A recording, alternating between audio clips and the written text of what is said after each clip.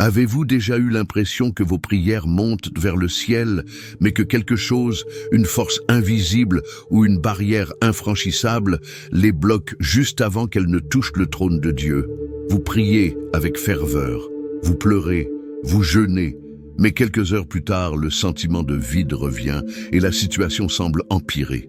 Aujourd'hui, je vais vous révéler une vérité que peu de gens osent aborder. Une vérité que j'ai comprise en observant les mécanismes du monde des ténèbres avant de marcher dans la lumière. La prière ne faillit jamais. Ce sont les actions qui suivent l'Amen qui détruisent tout. Bienvenue à tous. Aujourd'hui, nous allons explorer un enseignement profond et vital pour votre survie spirituelle. Je vais vous montrer exactement pourquoi vos prières perdent leur puissance et ce que vous ne devez jamais, au grand jamais, faire après avoir parlé à Dieu. Ce que vous allez apprendre aujourd'hui va transformer votre vie de prière d'un simple rituel religieux en une arme de gouvernement spirituel imbattable. Avant de plonger dans ces révélations qui vont changer votre vision du combat, j'aimerais vous demander une chose. Si vous avez soif de maturité et que vous voulez vraiment dominer les circonstances au lieu d'être dominé, cliquez sur le bouton « J'aime ». Cela aide cette lumière à atteindre d'autres âmes qui luttent dans l'obscurité. Et dites-moi dans les commentaires, de quelle ville ou de quel pays nous suivez-vous? C'est toujours une immense joie de voir cette armée internationale se lever. Êtes-vous prêts à découvrir ce qui se passe réellement dans l'invisible? Alors, commençons. Partie 1. La nature de la prière et le mythe de la fragilité. Le premier grand mensonge que l'ennemi installe dans votre esprit est que la prière est fragile. Beaucoup de chrétiens pensent que s'ils n'ont pas senti de frisson ou s'ils n'ont pas vu un miracle immédiat, leur prière a échoué. Laissez-moi vous dire, avec toute l'autorité de la parole, que la prière n'échoue jamais. Elle est un mouvement, une activation légale dans le monde spirituel. Cependant, elle peut être interrompue. Imaginez que la prière est comme le lancement d'un navire de guerre dans l'océan. Une fois que vous avez prononcé les mots avec foi, le navire est à l'eau. Mais ce qui détermine si ce navire atteindra sa cible ou s'il coulera au port, c'est l'environnement que vous créez après le lancement. La prière crée un courant, un alignement entre votre réalité terrestre et la volonté céleste. Mais ce courant exige une cohérence de posture. Vous ne perdez pas l'efficacité de votre prière parce que vous avez mal prié. Vous la perdez parce que vous vivez l'exact opposé de votre demande dès que vous vous levez de vos genoux. La prière est un acte de gouvernement. Or, tout gouvernement qui se contredit lui-même s'effondre. Si vous demandez la paix, mais que vous cultivez le chaos 5 minutes plus tard, vous venez de signer un décret qui annule le précédent. Dans le monde spirituel, l'incohérence est une faille légale que les sorciers et les esprits malins utilisent pour bloquer vos bénédictions. Il faut comprendre que votre vie est la prolongation de votre prière. Si la prolongation contredit l'acte initial, l'énergie spirituelle se dissipe. Partie 2. Les coulisses du monde invisible après l'Amen. Savez-vous ce qui se passe réellement dans l'invisible au moment précis où vous dites Amen? C'est le moment où l'observation spirituelle est à son paroxysme. Ce n'est pas un concept mystique, c'est une réalité biblique. Le moment qui suit la prière est une période de sensibilité extrême. Le ciel a entendu, les anges sont en mouvement, mais les sentinelles de l'ombre observent votre réaction. Prenez l'exemple du prophète Daniel. La Bible dit que dès le premier jour où il a commencé à prier, sa voix a été entendue. Mais il y a eu une résistance dans les lieux célestes pendant 21 jours. Qu'est-ce qui a permis à la réponse d'arriver? C'est le fait que Daniel a maintenu sa posture. Il n'a pas changé son discours, il n'a pas murmuré, il n'a pas abandonné sa position de foi malgré le silence apparent de Dieu. Après la prière, l'atmosphère autour de vous est chargée. C'est comme une cire chaude qui n'a pas encore durci. Ce que vous faites à ce moment-là va soit sceller le miracle, soit le déformer. Si vous sortez de la prière pour entrer directement dans le doute ou la colère, vous envoyez un signal contradictoire au monde spirituel. Les esprits qui rôdent cherchent à voir si vous croyez réellement à ce que vous avez déclaré. La prière libère la puissance, mais votre attitude après la prière est ce qui maintient cette puissance active. Si vous voulez voir le fruit de vos requêtes, vous devez apprendre à protéger l'espace sacré qui suit votre intercession. Ne considérez jamais que le travail est terminé quand vous ouvrez les yeux. C'est là qu'il commence, vraiment. Partie 3. L'autel de la bouche et le poison de la murmure. Nous entrons maintenant dans l'un des points les plus critiques, l'usage de votre bouche. Dans le monde spirituel, votre bouche n'est pas seulement un outil de communication, c'est un autel de sacrifice. C'est l'instrument de l'accord spirituel. Quand vous priez, vous entrez en accord avec le ciel. Vous déclarez la victoire, la guérison et la provision. Mais que se passe-t-il lorsque, quelques minutes plus tard, vous utilisez cette même bouche pour critiquer un frère, médire sur votre voisin ou décharger votre frustration avec des mots violents? Vous venez de souiller l'autel. Jacques nous avertit clairement dans sa lettre. D'une même bouche peuvent-elles sortir la bénédiction et la malédiction?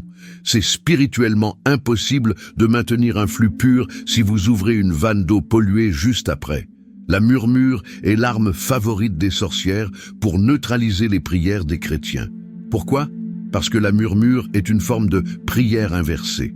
Quand vous murmurez, vous prophétisez sur votre propre échec. Vous dites « Rien ne change, je suis fatigué, Dieu ne m'écoute pas ». Ces mots deviennent des murs que vous bâtissez vous-même devant vos propres prières. Rappelez-vous que toute parole prononcée dans ce monde continue une action déjà commencée ou l'interrompt brusquement. Il n'existe pas de parole neutre. Soit vous fortifiez l'ange qui apporte votre réponse, soit vous donnez des arguments légaux à l'accusateur pour bloquer votre dossier. Si vous avez prié pour la restauration de votre famille, ne sortez pas de votre chambre pour aller hurler sur votre conjoint. Si vous avez prié pour vos finances, ne passez pas le reste de la journée à confesser la misère. Gardez votre bouche fermée si nécessaire, mais ne détruisez pas avec votre langue ce que vous avez construit avec votre esprit. Partie 4. Le piège de l'agitation et le conflit immédiat. L'un des signes les plus clairs qu'un esprit de blocage agit contre vous est l'apparition d'un conflit juste après une prière puissante. Vous avez remarqué? Vous passez un moment de gloire avec Dieu, et soudain, le téléphone sonne avec une mauvaise nouvelle, ou quelqu'un vient vous provoquer pour une futilité. Ce n'est pas un hasard, c'est une stratégie de dispersion de fréquences. La paix spirituelle est un environnement, un écosystème que la prière installe autour de vous. Mais cet écosystème est fragile dans les premières minutes. Entrez immédiatement dans une dispute, un débat houleux sur les réseaux sociaux ou une crise de colère domestique, c'est comme sortir d'un bain purificateur pour sauter directement dans une fosse de boue. Vous perdez instantanément votre revêtement spirituel.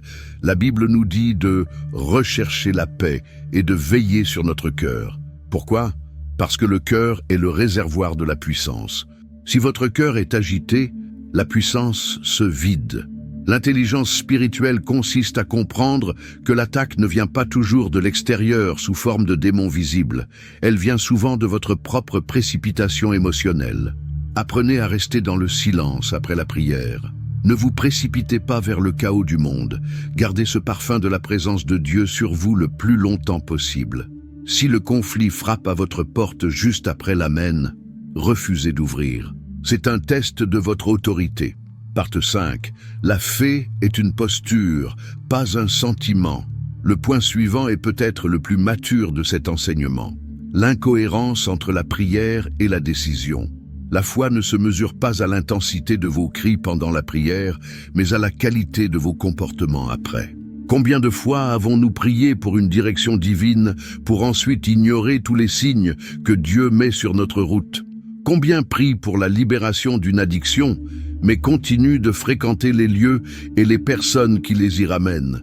C'est ce que j'appelle prier avec foi et nier avec ses actes. La véritable foi commence après la prière. Si vous croyez que Dieu a agi, vos décisions doivent refléter cette certitude. L'obéissance est la continuation naturelle de la prière. Si vous demandez la provision, ne commencez pas à agir avec une peur extrême, en cachant chaque centime comme si Dieu allait mourir demain. Si vous demandez la guérison, ne parlez pas de votre maladie comme si elle était votre identité éternelle. Regardez les exemples bibliques, ceux qui ont reçu des miracles sont ceux qui ont agi conformément à ce qu'ils croyaient. L'homme à la main sèche a dû étendre sa main. L'aveugle a dû aller se laver au réservoir. L'action après la prière est le sceau de la foi. Sans cette cohérence, votre prière n'est qu'un souhait religieux sans aucun poids légal dans le monde des esprits. Ne soyez pas de ceux qui parlent au ciel, mais vivent comme si l'enfer avait le dernier mot. Partie 6. Le danger de la déconnexion rituelle. L'erreur fatale de beaucoup est de traiter la prière comme un rituel isolé. On entre dans la prière, on fait ses demandes, on dit « Amen » et on ferme la session, comme si on fermait un ordinateur pour passer à autre chose. Mais bibliquement, la prière n'est pas la fin de la communion, c'est la porte d'entrée. Vivre comme si Dieu n'était plus présent dès que la prière est finie est la meilleure façon de perdre toute sensibilité spirituelle. C'est ce qui permet aux attaques de vous surprendre dans les détails de la vie quotidienne. Au travail, dans les transports, dans les petites décisions. Vous devez comprendre que la communion est un état permanent, pas un moment chronométré. L'objectif de la prière est d'ouvrir vos oreilles spirituelles pour que vous puissiez marcher dans l'écoute tout au long de la journée. Si vous vous déconnectez complètement, vous devenez une cible facile pour les flèches qui volent de jour. Les sorciers savent que le chrétien est plus vulnérable quand il pense qu'il n'est plus en service spirituel. Mais vous êtes un sacrificateur, 24h/24. Votre maison, votre voiture, votre bureau sont des extensions de votre autel. Ne laissez pas votre vigilance s'éteindre avec votre dernière phrase de prière. Maintenez la flamme allumée par une attention constante à la voix douce de l'esprit. Partie 7. Un récit de réveil spirituel. Laissez-moi vous raconter l'histoire d'une femme qui luttait depuis des années contre une oppression spirituelle dans sa maison. Elle priait chaque matin, utilisait de l'huile d'onction, criait au sang de Jésus. Pourtant, chaque nuit, les cauchemars revenaient et une atmosphère de lourdeur écrasait ses enfants. Elle ne comprenait pas. « Seigneur, ma prière est-elle trop faible ?» Un jour, elle a commencé à observer ce qu'elle faisait juste après ses moments de prière. Elle a réalisé qu'après avoir invoqué le sang de Jésus, elle passait sa matinée au téléphone à critiquer sa propre église et à se plaindre avec amertume de sa situation financière auprès de ses amis. Elle a compris que chaque mot de plainte était une invitation légale faite aux esprits qu'elle venait de chasser. Elle ouvrait la porte de derrière alors qu'elle venait de verrouiller celle de devant. Le changement ne s'est pas produit quand elle a commencé à prier plus fort. Le changement s'est produit quand elle a décidé de garder le silence et la paix après avoir prié. Elle a commencé à protéger son environnement. Elle a arrêté les conversations toxiques. Elle a commencé à agir comme si la victoire était déjà là. En une semaine, l'atmosphère de sa maison a changé radicalement. Les cauchemars ont cessé. Pourquoi ? Parce qu'elle a cessé d'interrompre le flux de la puissance divine par son comportement post-prière. Elle est passée de la victime religieuse au soldat victorieux. Partie 8. Les conséquences du manque de vigilance. Il est de mon devoir de vous avertir sobrement, sans peur mais avec vérité. Lorsque nous ignorons ces principes, les conséquences spirituelles sont réelles. Ce n'est pas que Dieu vous punit, c'est que vous subissez les effets naturels de la désharmonie spirituelle. La première conséquence est la sensation d'une prière sans réponse, ce qui mène au découragement et éventuellement à l'apostasie. On commence à croire que Dieu n'est pas fidèle, alors que c'est nous qui ne sommes pas cohérents. Cela crée une fatigue spirituelle chronique. Vous avez l'impression de ramer contre le courant. De plus, cela ouvre une porte à l'oppression mentale. Les esprits de confusion profitent du contraste entre votre lumière dans la prière et vos ténèbres dans vos actes. Si vous demandez la clarté mais que vous marchez dans le désordre émotionnel, vous créez un terrain fertile pour l'anxiété.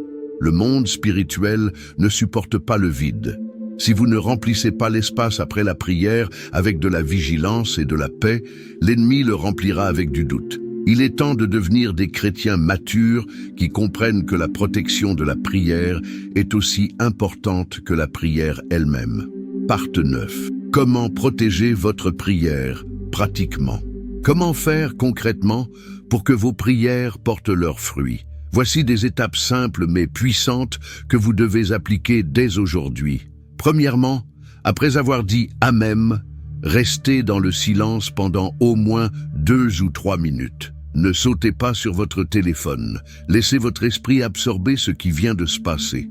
Deuxièmement, choisissez consciemment vos 3 premières phrases après la prière, que ce soit des paroles de gratitude ou de confiance. Ne laissez pas la première interaction sociale être une plainte. Troisièmement, fuyez les environnements toxiques immédiatement après votre intercession. Si vous savez qu'une certaine personne ou une certaine notification va briser votre paix, évitez-les. C'est une question de survie. Enfin, apprenez à écouter autant que vous parlez. La prière est un dialogue. Parfois, la réponse de Dieu ne vient pas pendant que vous parlez, mais dans le calme qui suit. Celui qui prie et veille ne vit jamais dans la frustration, car il voit les graines de sa prière germer dans un sol bien protégé. Parte 10. Élévation et restauration, vers une vie imbattable. La maturité spirituelle ne réside pas dans la beauté de vos mots devant Dieu, mais dans l'alignement de votre vie avec sa volonté.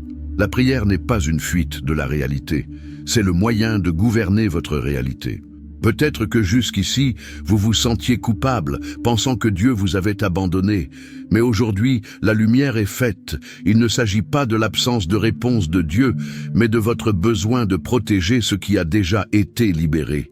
Vous n'êtes pas une victime, vous êtes un ambassadeur du royaume, et un ambassadeur veille à ce que ses décrets soient appliqués sur le terrain.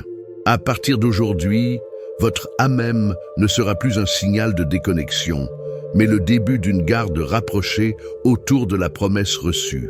Avant de sceller cet enseignement par une prière de puissance, je veux m'adresser directement à vous, comme un ami, un frère d'armes qui veut vous voir triompher. Je sais que le chemin a été dur. Je sais que vous avez souvent eu l'impression de vous battre contre des moulins à vent. Mais cette conscience que vous venez de recevoir est la clé qui va débloquer vos situations les plus complexes. Je veux vous inviter à un moment sacré. Nous allons prier ensemble pour restaurer tout ce qui a été perdu par manque de vigilance et pour activer une nouvelle protection sur votre vie de prière. Préparez votre cœur. Ressentez cette chaleur, cette présence qui commence à vous entourer. Vous n'êtes pas seul. Dieu attendait ce moment de clarté pour enfin faire passer son miracle à travers vous. Seigneur éternel, Dieu des armées, je me tiens devant toi avec mon frère, avec ma sœur, qui regarde cette vidéo en ce moment. Nous venons briser toute culpabilité liée aux erreurs du passé. Pardonne-nous pour les moments où nous avons construit avec nos mains et détruit avec notre bouche. Nous annulons maintenant tout décret de murmure, toute parole de malédiction prononcée après la prière et tout accord légal avec l'ennemi. Au nom de Jésus, je commande que toute barrière invisible qui bloquait les réponses de ton peuple s'effondre maintenant. Que le feu de l'Esprit Saint nettoie l'autel de notre bouche. Nous activons une nouvelle vigilance spirituelle. Que chaque prière déposée aujourd'hui soit scellée par le sang de l'agneau. Nous déclarons que nous sortons de la passivité pour entrer dans le gouvernement. Seigneur, donne-nous la force de maintenir la paix, la sagesse de garder le silence et la foi d'agir en cohérence avec tes promesses. Que ce qui a été libéré au ciel se manifeste maintenant sur la terre, sans retard et sans entrave. Amen. Si vous recevez cette activation, je veux que vous fassiez un acte prophétique de victoire. Allez dans les commentaires et écrivez en lettres majuscules « Ma prière est scellée ». Ma bouche est un autel de victoire. En déclarant cela, vous vous imposez dans le monde spirituel. Je veux vous entendre. Je veux lire votre voix. Utilisez cet espace pour partager vos témoignages ou pour encourager un frère qui en a besoin. Soyez la lumière dont cette communauté a tant besoin. N'oubliez pas de vous abonner pour recevoir votre nourriture spirituelle quotidienne et de partager cette vidéo. Chaque partage est une bombe lancée contre les quartiers généraux de l'ennemi. Restez ferme, restez vigilants. La victoire n'est pas seulement une possibilité, c'est votre héritage. On se retrouve très bientôt pour notre prochain rendez-vous dans la présence du roi. Soyez bénis, puissamment.